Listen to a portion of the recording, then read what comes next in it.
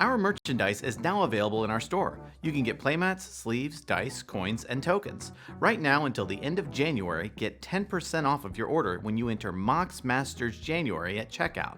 All sales go to help the channel, so thank you all very much. Playing with Power is excited to announce the first annual Mox Masters Invitational coming in Q3 of 2023. It is an in-person cedh tournament weekend with thousands of dollars in prizes. How do you get to the Invitational? By winning Mox Masters points through your tournaments this year. We award points to the top 32 spots in our tournaments. With enough points, you get an automatic qualification to the Q3 event. Want to go but don't feel ready to participate in Mox Masters? Want to prepare for the Mox Masters tournament themselves?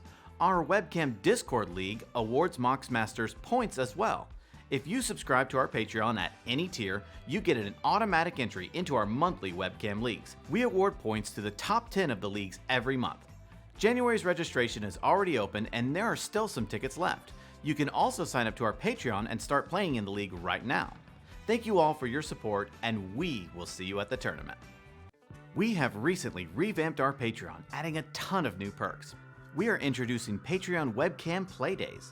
Once per month, we will be hosting a Playday on our Discord playing webcam games with all of our patrons. All tiers qualify. We are introducing Patreon exclusive gameplay videos as well. These videos are not available to the public and only for patrons. We are also introducing a new merchandise tier.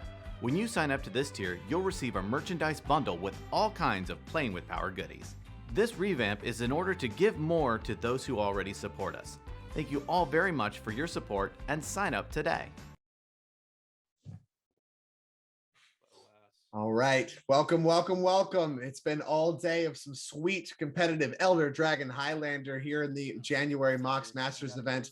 And here we have your top 16. You, of course, can find it on the Eminence Events website. You can find the top 16 players right now. Decklists will be available after the event for you to peruse as well. For the time being, we have a champion to crown, and it starts here in our third pod of top 16 players who are seated appropriately.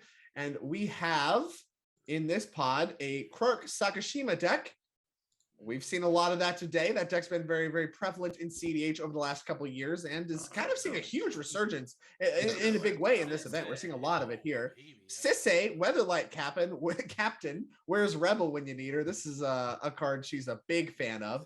And, you know, not a deck I have played a lot with. 8 Planeswalkers is a lot for any cedh deck. I'm really interested to see what this deck's up to. We have Kinnan, Bonded Prodigy. This, on the other hand, I've played against a ton. You know, whatever. It is what it is. It's Kinnan. It has both Wandering Archaic and Sylvan Library in it, so I know who I'm not rooting for.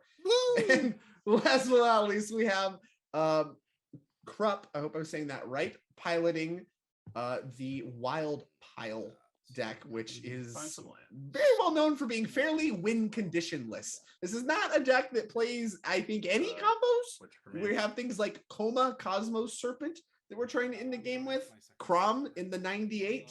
That's there's some interesting deck building decisions going on here. They have a good performance that is undeniable nonetheless. And I'm excited to see it. Who do you like here in this pod matchup? Hard to hate the player going first, but there's a lot of different approaches to cedh going on here. Totally agree. I'm gonna be the biased person here. I'm gonna go with my boy Big Richie, Richard himself. Yeah, those are cards I can shoot. He's been trying to get the deck on his own for a while, and a very, very great player, good friend of mine, and hopefully takes it down. But this is gonna be a pod. There's gonna be, I'm gonna say, cedh is normally a stack seer build. Okay. Of cedh with a few hit bears, very toolboxy deck. Kind of always have an answer for something that's going on the board. Some hit pieces, could have an Ashiok too. Like have it like you don't get to search libraries. There's a lot of toolbox. There definitely is, yeah. in those cedh deck. Also, in the Wild Pile through Gracias, also another toolbox deck that is trying to slow down the game. And Kinnan, gonna go down to 5. Let me try. See, I think this kind of deck seems to be reminiscent of the kind of big flip strategy. Don't see anything. Oh, don't. I'm sorry. I was about to make the claim that there is not Kinnan staple Void Winnower, but there is in fact a Kinnan staple Void Winnower in this deck. So Absolutely. I think it's just like very reminiscent of Hire's deck that he's been working on, the Big Flips deck. He's the person I've seen it with the most because obviously I work closely with him, but he's a big fan of the Kinnan strategies. And yeah, this one's looking to put some big monsters in play, notably things like Jin-Gitaxias, Progress Tyrant, Void Winnower, that kind of stuff. That works pretty well underneath Stacks effects. So maybe we're looking at like a full up Stacks pod, but ironically, Big Richie, you know, the Quark Sakashima deck is, I think, kind of as successful as it is because it can win through stacked pieces. The triggered abilities mean that you're not casting an additional spell, so your one bounce spell can bounce multiple pieces of stacks. So there's a decent chance that if you are looking to find a storm win in a pod composition like this, full of, you know, various stacks pieces that you've called out, that Big Richie actually just might be the best setup of any storm deck in the cEDH format to do that. Agreed. It gets to just put us, doesn't matter what, I mean, other than those hard rule of law effects, if there's none of that in play, card gets to play through both stack pieces. And that's why this deck is a very a popular deck. It was popular in earlier part of last year, and it kind of fell off due to the publicity the deck got. With, Yeah, you know, got quite a bit of publicity. Yeah, and people kind of stray away from the deck, but I'm glad people are picking it back up and definitely getting a good run with it in this tournament. And a great start coming out here for Big Richie with Snow Covered Island, followed by, yeah, I'm going to look at that one. That is the Secret Lair artwork, followed by Chrome Mox. That one's going to pitch a Warrior's Oath. Thank you for showing the cards to us so clearly. I don't know if we're trying to focus the camera or just see. No, we're just doing a little flex. Turn one. A little flex. Look at my sweet cards. Check them out. As Kirk the Thumbless looks like it's going to resolve on turn one, and we're going to pass the turn back. Now, of course, the deck really starts to look threatening as soon as the second Quark effect enters play. Then the 50-50 starts to look a lot less 50-50. You're a lot more likely to get an effect with the card that you're trying to resolve, and Sakashima out of the Clansman does help do that. Silo going to lead off with everyone's favorite Amanda Dork. Here comes Birds of Paradise from the City of Brass. Let's see if there's any other turn one plays. Here comes Birds of Paradise. Like the answer's no. City of Brass. Let's see if there's any other. I can hear myself for some reason though. Like the answer's no. Hopefully that's not affecting the Twitch chat too much. But either way, he's gonna figure it out. All right, thanks. You're the best. Turn one Flooded Strand. Going to go ahead and be quickly cracked for Beaks. I'm hoping that I see maybe a busted start here from the Kinnan deck from Beaks. Because I don't know, this Kinnan deck just wants to somehow get a lot of mana into play, get a Seaborn Muse, and you're just off to the races. Is that, I was about to ask you what a busted draw from Kinnan actually looks like. When you talk about busted draws in the very colorful decks, usually it's some kind of turn one win with Thassa's Oracle, Demonic Consultation, because that's only 3 mana. It is 3 colored sources, but that is like probably the most common way. That or like a turn one Ad Nauseam are the most common ways to win, which of course Ad Nauseam finds all those cards that we just mentioned. For Kinnan, where you're a little more color restricted, is there any kind of turn one wins that we can look to blow the doors off this game with? I don't know. It's normally not a turn one win deck. I mean, there's some things that can do, but you normally just try to say, I want to put 7 mana on board as quickly as possible. And with that 7 mana on board, I just want to put a Seaborn Muse and start putting value creatures and just activate every single turn. Yeah. Right. Yeah, that's kind of what I was like thinking as well. And then it was very counterintuitive as Llanowar Elves going to be cast off of this Carpet of Flowers. I wasn't necessarily sure what a busted draw from Kinnan actually looked like. Obviously, Fast Kinnan is appealing. As Mental Misstep. Oh no, Llanowar Elves? Coming on the Llanowar Elves. Don't say it so. I'm surprised to see us counter the Llanowar Elves, but not the Carpet. Like, it's pretty likely that, you know, Big Richie, the diving elbow drop here, is going to play another island, right? Like, so it's gonna make more mana than the Llanowar Elves will. My goodness, that is a lot of respect for Kinnan right there. I mean, I guess that's a big point in favor of countering Llanowar Elves is the Kinnan making some mana as turn one Thrasios off Mox Diamond for Krupp. All these players have had some namesake fast mana that is kind of iconic of the cEDH format. Developing mana is as important here as it is in the more casual side. However, the manner with which you go about it and the speed with which you do it is really what separates the gameplay of the cEDH decks versus some of the more casually oriented commander decks. Totally agree. Let's see. Are we? Oh, we're gonna Oh, see well, the how about cartoon. City of Traders? A great follow-up to putting 2-mana into play turn 1 and casting Krark is being able to play Sakashima right away and assemble the Krakashima engine. I think that's pretty good turn 2 for looking to put the second Kark into play. Yeah, and creatures notably extremely hard to counter. I don't really think there's a lot of blowouts here to just casting Sakashima, and it looks like our friend Richie here agrees. And we get okay. Third, okay. That's going to make a copy of Krark the Thumbless. And if we have something like Probe, we could maybe get it started now. Otherwise, next turn starts to look scary, and we do have Gataxian Oh, Probe. I was wondering if we had it all. I was wondering just be over here. That's a good one to have right here. Oh, for that mental misstep, I would be mauled, I tell you. Mauled in my seat after mental misstep. Something looks like it has a juicier target, huh? Oh my goodness. Oh wow. Oh no. I will have the copy target Dan. Looks like we have a copy as the first one. I don't know who the original was targeting, but the copy here is going to target Krupp. All right. So we have one. Oh my. And a hand of bangers, it looks like, but nothing. I mean, SWAT is maybe something to look out for. I don't think that interacts well with Endurance, SWAT, Beseiju, Mana Confluence, and Dockside Extortionist is the grip. A grip of great cards, but none of them do a lot to break up this Krark Sakashima engine here. Okay. No, I definitely don't think so, babe. No, I don't think there's anything that no, I don't think there's anything that the deflecting SWAT. It could be wrong. And I think we're now rolling for the second trigger. I think so as well. And that one looks like it comes back. So that's the way we drew it up right there. Give me a copy, give me a bounce. And here comes the next iteration. So every time that we do this, we have this, pay 2 life. You get to look at somebody's hand, you get to draw a card, and then you bring it back to your hand. So it's kind of like a blue Yawgmoth bargain, but you're paying 2 life instead of 1.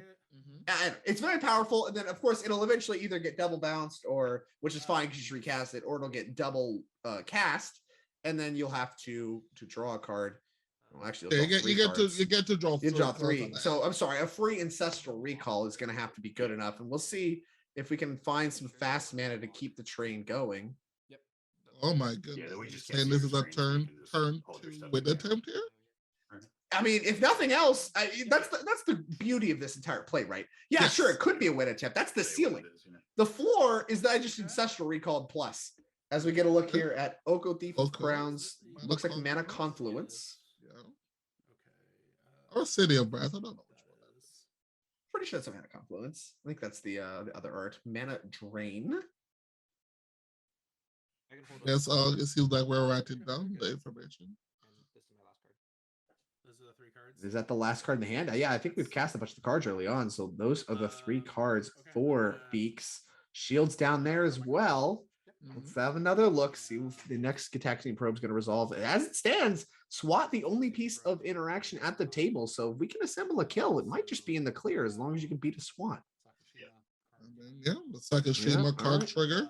Okay, that's another copy. So let's see. Let's get a look at the last player's hand, and then the fun stops here. That's a shame. Is this where the fun stops? I'm sorry, you only drew 4 cards or whatever.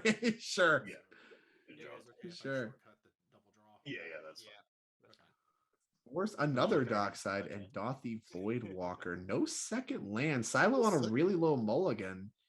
Well, we can play it off of Birds of Paradise, though. So Dothy could be online as early as next turn, but the shields are down this turn with the Force of Will. So, I mean, now we know all 3 players' hands that aren't Diving Elbow Drop. The shields appear to be down. We'll see if... Let me know when you're all set. Yeah, I'm all set. You're good to... We can finish off this pod. Of course, we're going to assemble a kill here. This is the semifinals. We will advance to the final pod.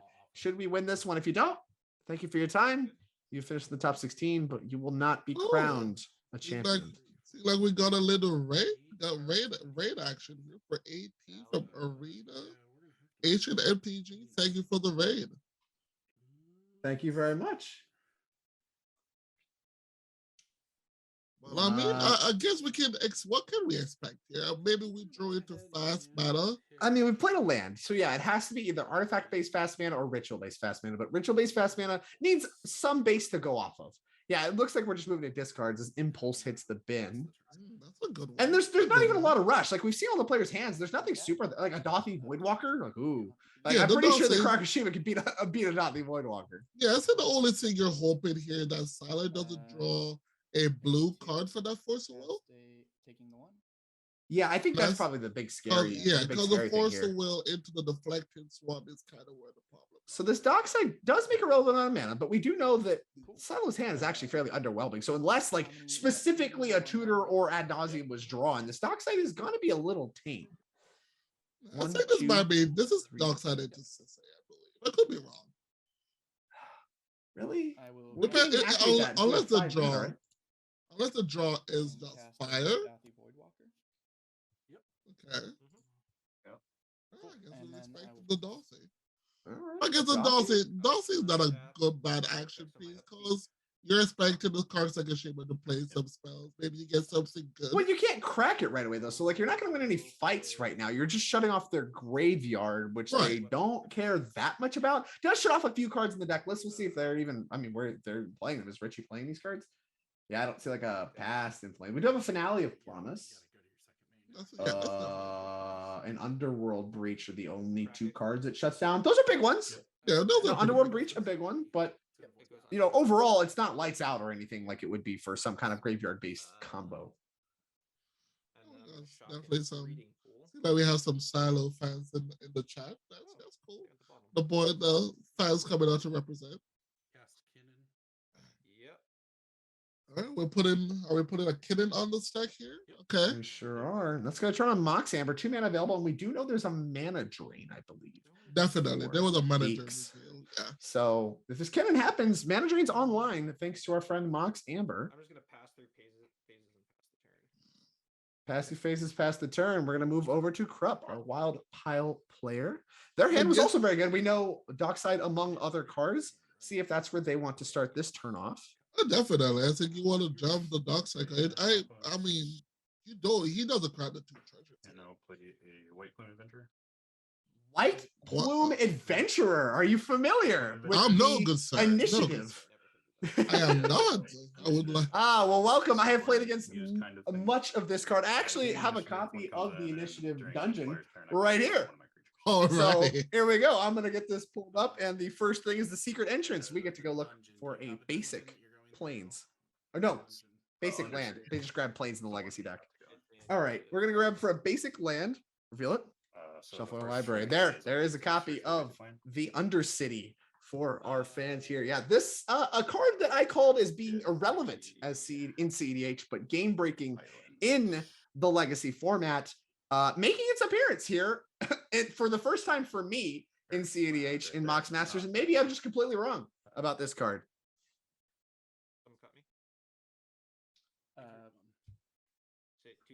First time I'm seeing it. 2, 3, 1. Give me a little look-see over here. White Plume Adventure, I believe, is a 3/3. Yes. The power count doesn't usually matter. The initiative part is kind of where the relevant text stops for the most part. But yeah, it is a 3/3 that when it attacks, you untap a creature, but if you've completed a dungeon, you untap all the creatures. Ooh. And a big enough each opponent's upkeep, untap a creature you control. If you have completed a dungeon, upkeep, not on attack. If you complete a dungeon, untap all creatures you control. Okay, so like a Seaborn Muse effect kind of thing going on here. Yeah, kinda. It works with like mana creatures and stuff. That actually makes a lot more sense for why, because I thought it was only on attack. I was like, why are we doing this? And we're doing this to be another copy of like a Seaborn Muse type effect. Right. There's another 3 mana guy that does this too out of the I played a little bit with a card. The name escapes me right now, but it's from the Neon Dynasty sets. It was like a spirit that untapped all the creatures on each upkeep. I'm surprised. Oh yeah, it's also a wide creature, right? Yeah. No, I'm not familiar with the name. But upkeep. I've been corrected. I don't know. All I know is I lose the card. You put the card into play, you die. That's how it works in Legacy. As we move back to Timing Elbow Drop's turn, and we know that they just had to move to discards. So full grip to work with 8 cards. they play a land, that city goes away. But I have to imagine we're set up for an impactful turn. Right. So we know mana drain is available for the we table. know mana drain is available. Possible blue card and deflecting is what it's all about. So there's interaction at the ready. So we're playing and fetching with the city trigger on the stack. Assuming so. If not, there might be a miss trigger. Yes. I don't think you can miss this trigger. I don't think you can miss this trigger either. We might have to tell a judge, but we'll see. We'll see. I mean, this is a legal play, provided you're responding to the City of Traders trigger. And shocking. 2 City of Traders triggers on the stack. Actually, it's only 1. It does not trigger on ETB. It triggers when you play. There's not 2, but it does not matter at all for gameplay. It does not. There we go. There we go. We'll get it that little technicality in it, but it's okay. It's okay. Look, I played a little bit with City of Traders too. Of course, I said I played a little bit with Light Plume Adventure, and I don't know what the card does, but you know, did some sneak and show back in my Legacy days, and I had to play with some City of Traders. You look that seem like the person you are. Just playing the broken stuff. Don't like having fun at all. All about. What do you mean? You're hitting somebody with an Emrakul is incredibly fun. A lot like what Diving Elbow Drop's doing here, putting a bunch of spells in the stack with Kirk and Sakashima. Also very fun. Also very fun. I totally agree. Maybe if you enjoyed fun, Ashani, then you would put City of Traders in your deck. But I guess, yes, that is very true. That's very true. This is all my fault. There we go. We found the problem. So we're floating mana in response to the city trigger. Yeah, 4 mana is a lot. What are we doing with that? Frantic Search. Have to imagine that there is that's a one cool floating. sequencing. Yeah, keep the city in play, make some mana. I like this play a lot. Really heads up from our friend Big Richie here. We'll see if the players want to move here. I feel like you need to attack this one, but looks like we're just letting a trigger resolve, and a copy is on the stack. Chose not to mana drain the original here. I mean, you could, I guess you could do it with the first on the stack, but we're letting that one happen, so mana's going to be untapped. The shields are back up for Diving Elbow Drop for whatever. So I guess we should be floating a colored mana here, right? Yeah, I think we're annotating that here with this. So we're floating a blue. Okay. There's blue floating, correct. Both your opponents in the stream. So it's 1 blue floating. 1 blue floating. And before we get ahead of ourselves, what is the storm count? Storm count right now is 1. This is my first spell. Storm count should be 1. Yeah, there's only 1 spell played. Good to track that. In the more competitive settings I've been a part of, and you're in these kinds of high tense situations. Yeah, here we go. Usually an opponent begins to track that as well, even if you're not tracking it. Oh yeah, no, we're on it. We're Beaks is here. Beaks is here. Beaks is here. We're here to keep. There's a famous Eggs versus Jund Pro Tour finals where the Jund opponent is just playing with all the dice, just like keeping track of everything. Just got it all. Seems like we discarded some lands. I don't know what it is. I see the Shivan Reef on top. Yeah, I see Shivan Reef on top. I didn't get a great look at the second one. Of course, these do have those void counters on them, thanks to our Dothy Void Walker. Correct. So it looks like we're writing these down. So maybe if I could see upside down, I can read it. It's Shivan Reef and I don't know what the others are. I don't know. I don't got it. Looks like it means with a T, like TER or something. Okay, so there's another copy. You know, I'm not gonna lie to you. We flipped it, and I still don't know what that says. So that's where we're at.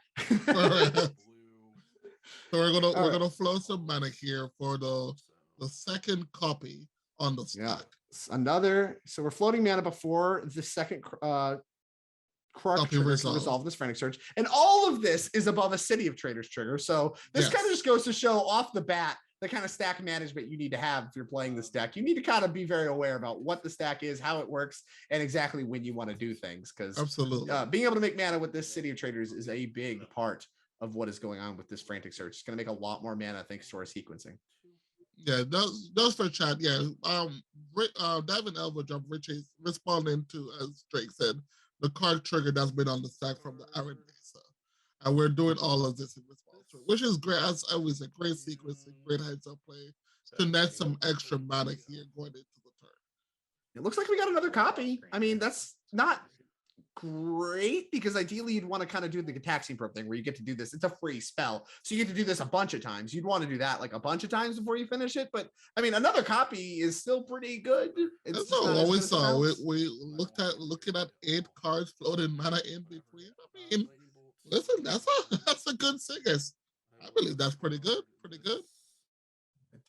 I definitely agree. I mean, this is powerful no matter which way you do it. And that's kind of the beauty of this deck is that no matter what result you get when there's 2 of them out, usually it's good. Double bounce is usually the worst, but even in the case of something like a Storm card, the double bounce can actually just be totally fine as well, as we're floating some mana before the original resolves because we did not bounce it. Discarded Springleaf Drum, Lightning Bolt off of the last copy.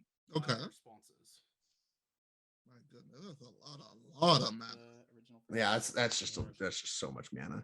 There's 4 colorless, 2 red, 3 blue. That's a lot. And with the amount of cards that Richie has had to look at, I have to imagine we have to have something resembling a good follow-up.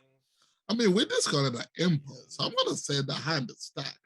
Yeah, Impulse was the discard to hand size last turn. That was the worst card in our hand. That was the worst card in our hand. So I want to say the hand is stacked. You know what I want to see?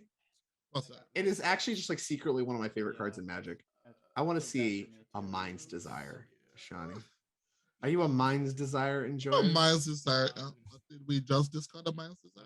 No, that's not one. Okay. No shot that you discard Mind's Desire. I don't think you would either. I don't think there's no shot.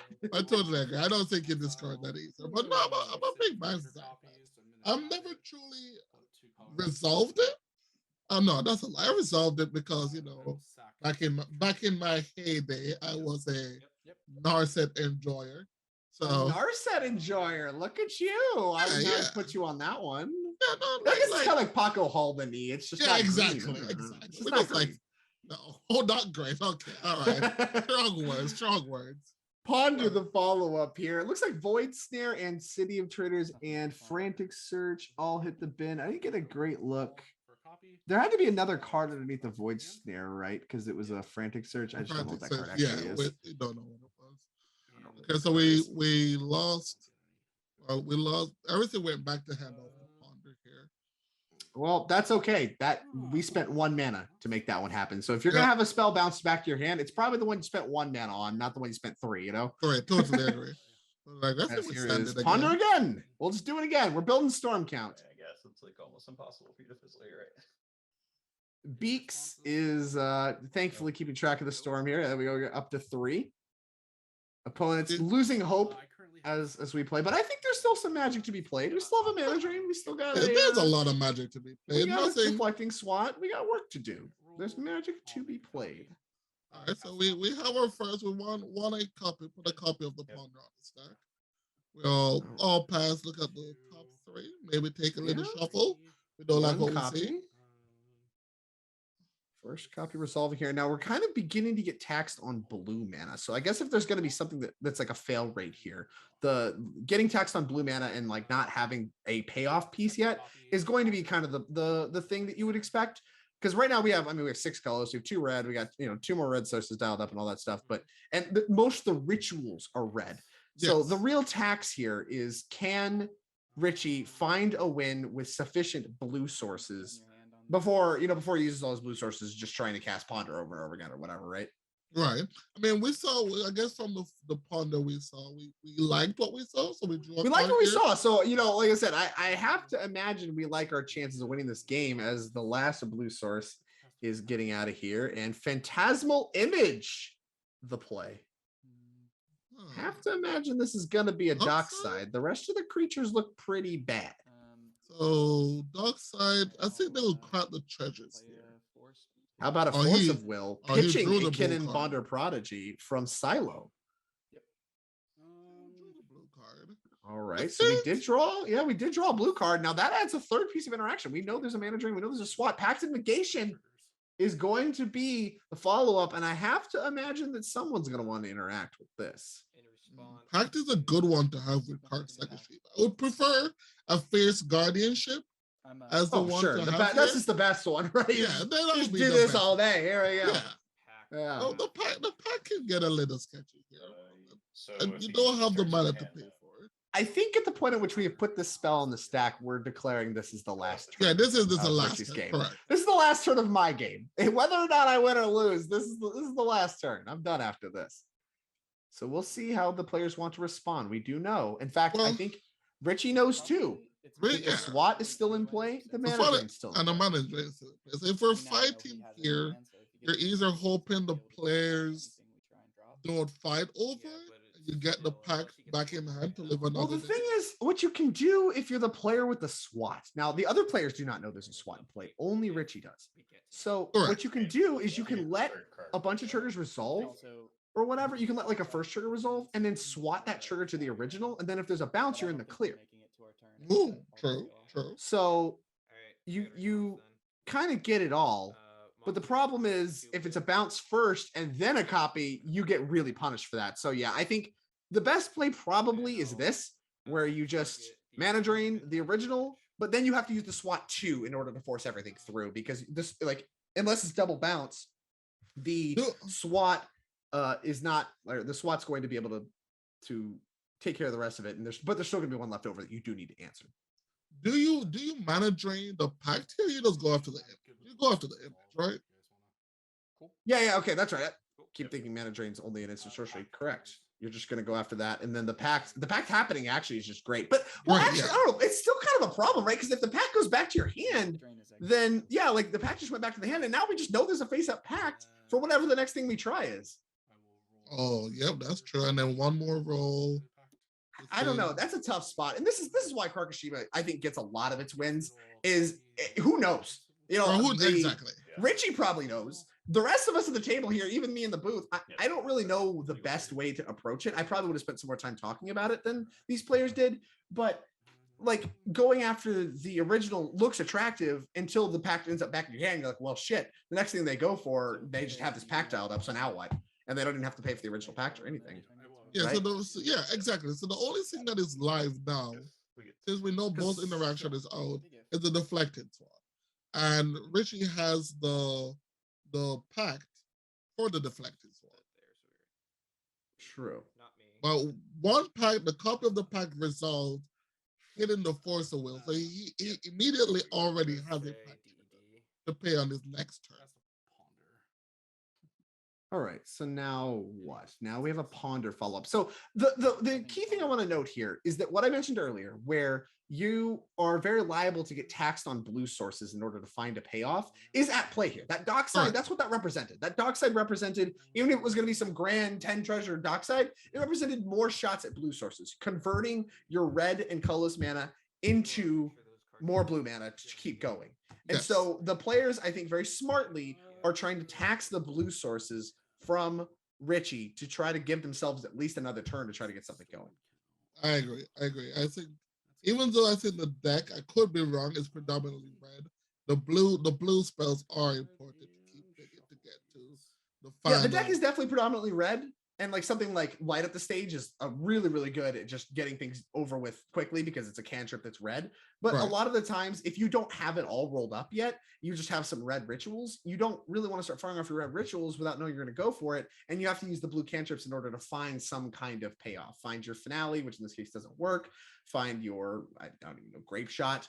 Find your whatever your payoff red piece. Jessica's Will among the best of the bunch because it's cantrip and ritual in the same card. If you can find that one, you're in really good shape. But you know, you really need to be able to keep the card flow going in order to find these storm payoffs. And that's why part of why I call it Mind's Desire is that's kind of just one of the better ones for just getting the game over with right away. Right away. As long as the storm count is normally high, and especially with this kind of deck, the storm is normally high enough that you can definitely get there. So I think we took the copy. Yeah, the first copy was a shuffle.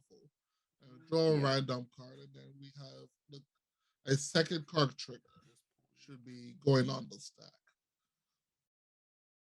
All right. So now what? Now we still have a ton of mana left over. We have 7 mana floating, 2 mana left in play. Land drop already played. Can't get a great look at what that is. No idea what that is. Harnfell, Horn of Bounty, the backside. Oh, the backside of Bergie. I mean, we have cards in hand. Okay. Okay. We don't The beauty of this to... card too is if you find some instant and sorceries that you just kind of want to cast, you can cast them, and if it gets bounted, you could pitch it to the Harnfell after you bounce it too. If you don't want it after getting it once. So you have a lot of options when it comes to Harnfell. As we pitch our first card of Mental Misstep and hit.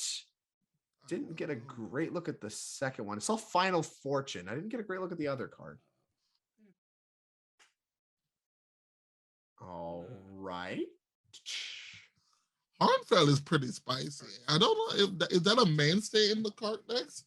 I think they normally play Bergie, but they usually play the Bergie side. They don't usually play the Harnfell side. And that really speaks to maybe being taxed on cantrips as Brainstorm hits the bin, hits Odawara, and Mind Break Trap. Or hit the exile. Kind of hard to see with the glare there, but we're looking at Final Fortune. You don't think? Oh, that's interesting. I figured you maybe want to play the Brainstorm, but I guess as you were saying, the blue source is very important here. Yeah, I think because this is the last blue source, it has to count. Yeah. And so finding something like a Dockside, finding something like, an Untap or Snap, something like that is a big part of the equation for what's going on for this Harnfell. Is you need to find something to convert to more blue mana. I'm so interested that Sila has this much paper to keep going through. I think these are the Infinity tokens, huh? The ones you can erase. As Ponder going to get cast again. This sequence maybe speaks a little confused to me. Maybe says like the last few cards in the hand are too critical to discard into exile. So we pitched the things that were kind of extra. Clear the top 4 cards there. Nothing of interest came off. So now it's Ponder time. The first flip is a copy. So no, we're completely out of blue. We're down to a colorless and a red. We're hoping to hit Dockside here. Dockside's a big one. I mean, once again, something like Jessica's Will is still really appealing. As another copy of Ponder happens, we kept there. So let's see if we're interested. We drew the card that we wanted. We'll see if we're still interested in keeping the others. And I think only a SWAT left for interaction at the table. Correct. And also just resolving this, I think you want to win. And then the original, that's 3 cards. So that's 6. If we're just discarding everything to the Harnfell. Yeah, I guess it's true. You can clear it and you can decide to do that. The original is going to resolve as well. So we kept twice, drew 2 cards. That I think if you're the rest of the table, seeing keep off this Ponder is not what you want to see. No, it's pretty terrifying, actually. Very scary. Yeah, we'll see exactly what gets put together here. It's bothering me. I don't know what that other card in exile is. Yeah, the second red card. Yeah, I'm not sure what. Yeah, I didn't get a great look at that one, but if it obviously isn't representing anything broken, or we'd probably be casting it and winning the game instead of pondering again. For what will likely be the last time, as that one hits the exile zone thanks to Dothy Void Walker. So let's see what we got here. Ponder resolves, goes to the 3 mana left, no land drop. Lion's Eye Diamond. Well, that one is really good with Harnfell. Yeah, if you get some guess off the Bergie flips, that's pretty good. Yeah, so we'll see if we're just going to pitch the rest of these cards afterwards. Leading on Lion's Eye Diamond suggests that potentially we have more things to get out of the hand before it is pitch all the cards to Harnfell, crack LED to actually cast stuff time. Maybe not, as that Flooded Strand should also be in exile. Yeah, we're going to get that one covered here. Bam. Dual Caster Mage. Okay. And solve the equation. Okay, that's a combo. I think we're close, right? We don't have enough red, do we? We have 1 red, 2 red. Imagine a universe where we pitch the rest of our hand. Okay, we pitch the rest of our hand. The rest of our hand's blanks. We crack LED. We cast solve the equation. We search up Snap and Twin Flame. Are we casting the Mana Vault? Yeah, we're casting the Mana Vault. We're casting Mana Vault. That makes sense. I think mana is the choke point, so we want to cast our mana pieces. Can we now? Actually, we can just Mind's Desire. I was about to say, are we close to Mind's Desire? I think we're a mana short, right? No. 3. Oh, You can grab a ritual. Okay, so if Yeah. you get 2 solve the equations, you can go Harmonic grab a ritual. quantity and what is that? An overmaster? It is an overmaster. Okay, I think we're really close. Harmonic prodigy being another Krark is meaningful, I think here. Is it? I think so.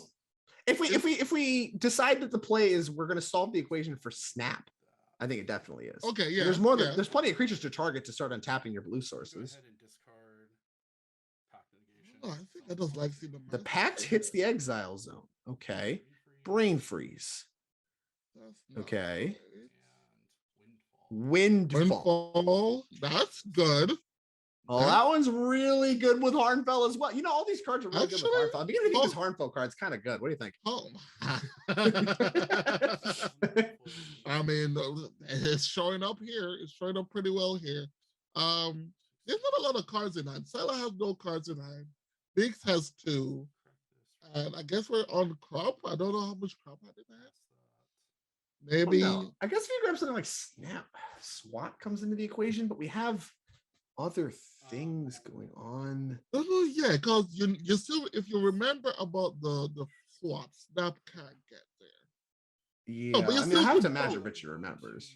Yeah, and then I guess the Twin Flame. No, the Twin Flame doesn't matter. I think we can just dual cast the Twin Flame. Can we dual cast Twin Flame? What does that cost? That costs 8. We have 3, 6, 7. I think we have floating red. Yeah, I think we have 8. Okay, so we're going for the another. Well, there's a chance we fizzle, right? So like that's the argument to not do that. Okay, there's a chance that if we roll all blanks on solve, we're just dead. The game's over or whatever.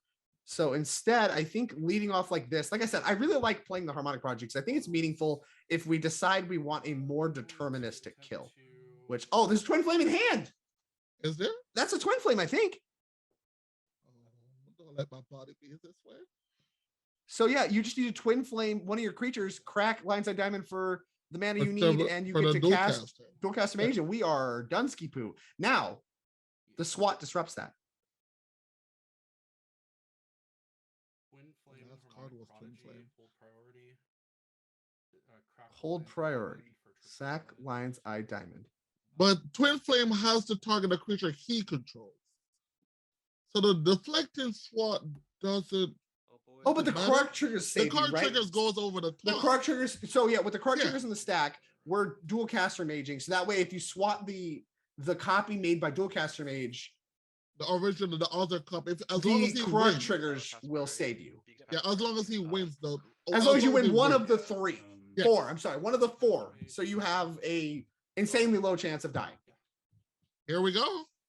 I mean, live by the coin, die by the coin. I mean, yeah. This is pretty hype. This is pretty what hype. a turn! Yeah, this has been an insane sequence of events here. A lot of some bricked rolls from Richie, took it in stride, and now a win attempt, undeniable win attempt on the stack. We'll see. You swat it. You can swat this.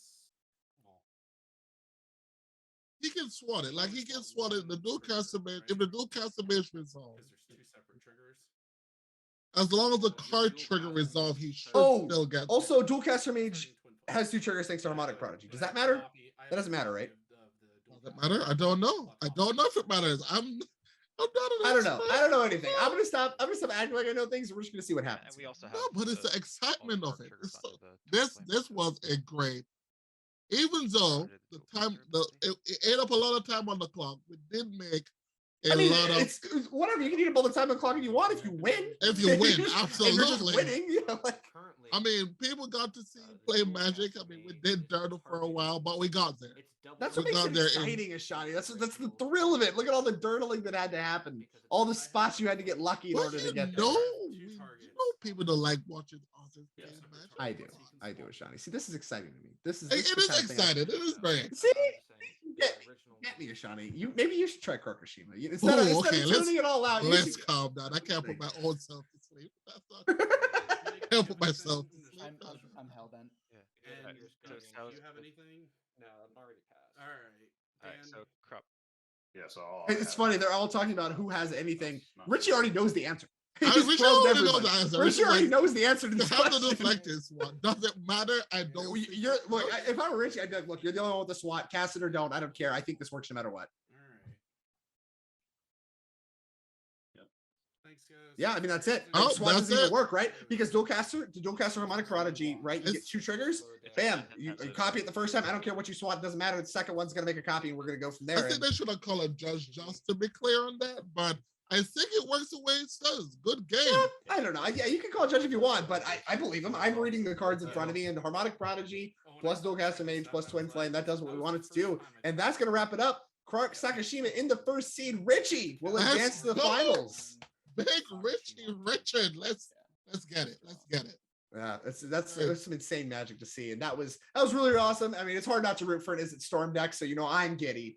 I know Ken in our chat here is very giddy. He's already excited to see it in top 16. Well, now it is in the top 4 and in contention to be the next deck to win Mox Masters. But before we do that, let's take a quick look to see if there's any other pods still playing. See if we can show you any more top 16 magic before the next round, which of course is going to be the finals. And make sure you're staying tuned. There is a really exciting announcement for Playing with Power, something that we've been working on for a long time. We finally get to unveil for you all. And I know everyone on the team is really excited for it. So that's going to happen in between the semifinal round and the final round, like you would go anywhere anyway. This magic's awesome if you love cedh. So we will be right back. We're going to try to find you either more magic, or we will bring the finals back after an exciting announcement. See you shortly.